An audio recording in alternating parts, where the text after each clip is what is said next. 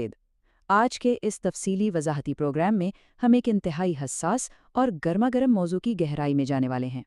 हम बात कर रहे हैं हकीकत टीवी नामी एक जरिए की तरफ से अमेरिका और ईरान की मौजूदा कशीदगी के बारे में किए गए कुछ इंतहाई सनसनीखेज दावों की।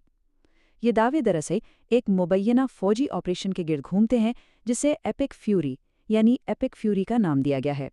अब देखिए, बैनुल अक़वामी सियासत वैसे ही बहुत उलझी हुई होती है, लेकिन इस जरिए ने जो बयानिया पेश किया है ना, उसने कुछ ऐसे चौंका देने वाले पहलुओं पर रोशनी डाली है जो वाकई सोचने पर मजबूर कर देते हैं। याद रहे, हमारा मकसद यहाँ किसी फरीक की साइड लेना बिल्कुल नहीं है, बल्कि हम सिर्फ इन दावों को और इनके पीछे दी गई मंतिक को ज़रा मुनज़्ज़म तरीके से समझने की कोशिश करेंगे। तो चलें शुरू करते हैं।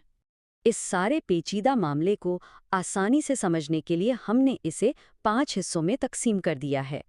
पहले हम बात करेंगे आखिरी इंतबाह की, फिर मार्केट का खामोश रद्द अमल देखेंगे, उसके बाद ईरान की आलमी मुआशी धमकी, दाखिली सियासी महाज के मामलात और आखिर में बात होगी इनखला की तलाश की। तो सबसे पहले बात करते हैं पहले हिस्से की, आखिरी इंतबाह, जो कि इस सारी कशीदगी का नुक्ते आगाज़ है।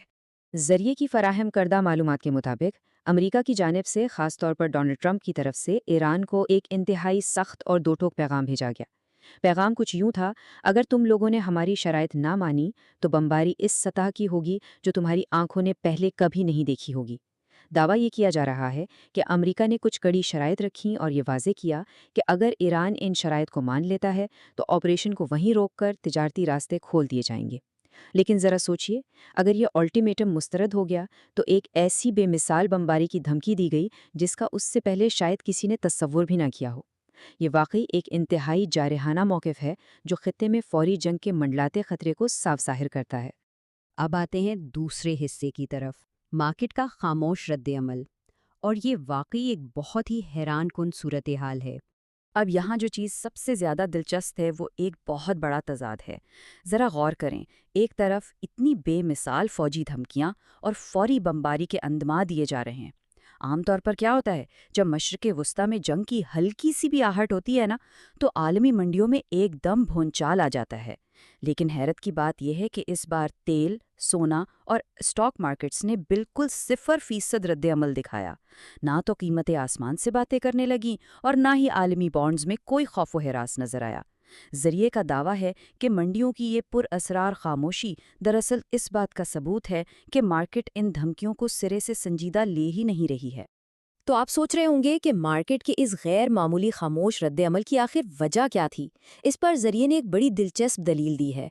दावा यह है कि अमरीकी क़यादत की तरफ से जो डेडलाइंस यानी हमले की हतमी तारीखें दी जा रही थीं, वो बार बार तब्दील हो रही थीं।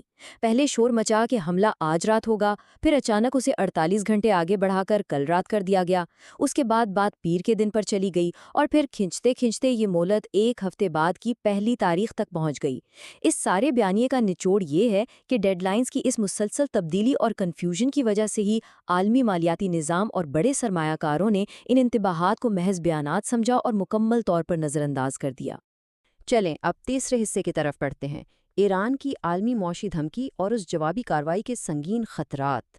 इस पूरे तज्जिए का शायद सबसे होश रुबा और ख़तरनाक दावा अब सामने आता है।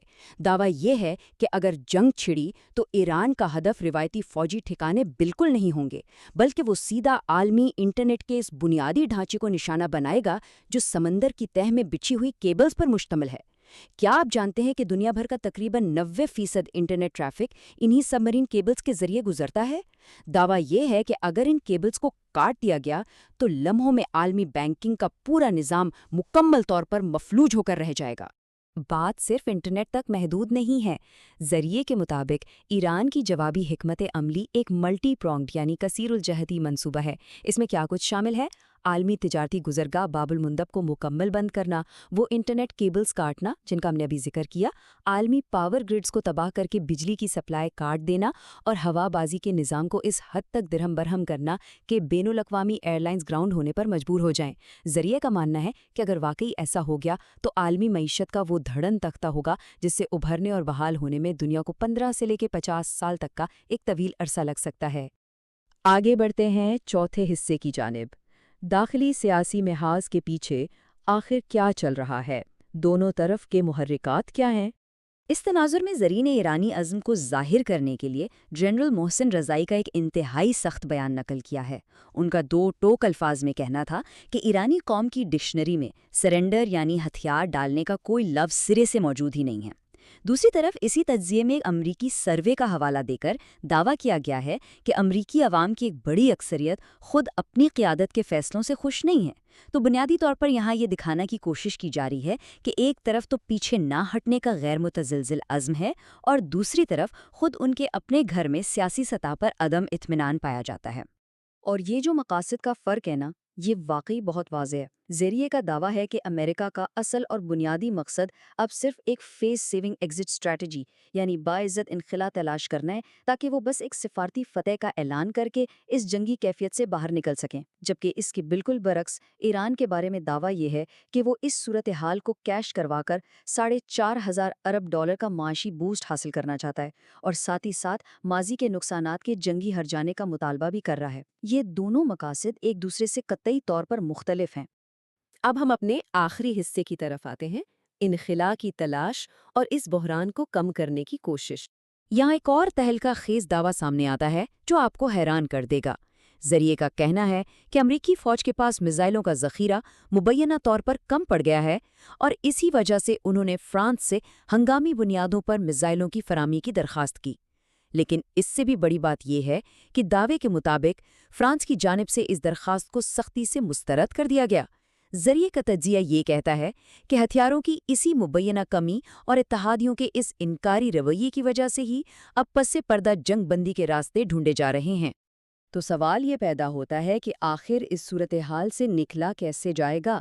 ذریعے کے مطابق بند کمروں میں ایک باعزت راستے کا خاکہ باقاعدہ تیار کر لیا گیا ہے اور اس کے 3 اہم مراحل ہیں۔ پہلا قدم، ایران اپنے یورینیم کی افزودگی کے پروگرام پر 10 سے 15 سال کے لیے ایک عارضی وقفے کا اعلان کرے گا۔ دوسرا قدم، امریکہ اس اعلان کو اپنی ایک بہت بڑی سفارتی کامیابی بنا کر پیش کرے گا۔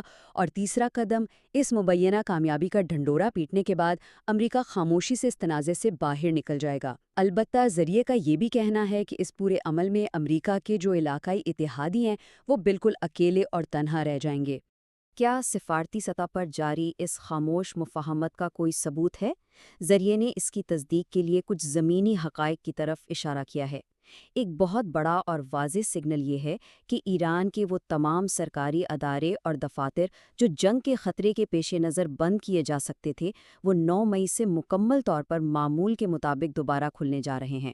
یہ ڈی ایسکلیشن یعنی کشیدگی میں کمی کا ایک بہت بڑا اشارہ ہے، جو یہ ظاہر کرتا ہے کہ اندر کھاتے معاملات جنگ کی طرف نہیں بلکہ امن اور معمول کی زندگی کی طرف بڑھ رہے ہیں۔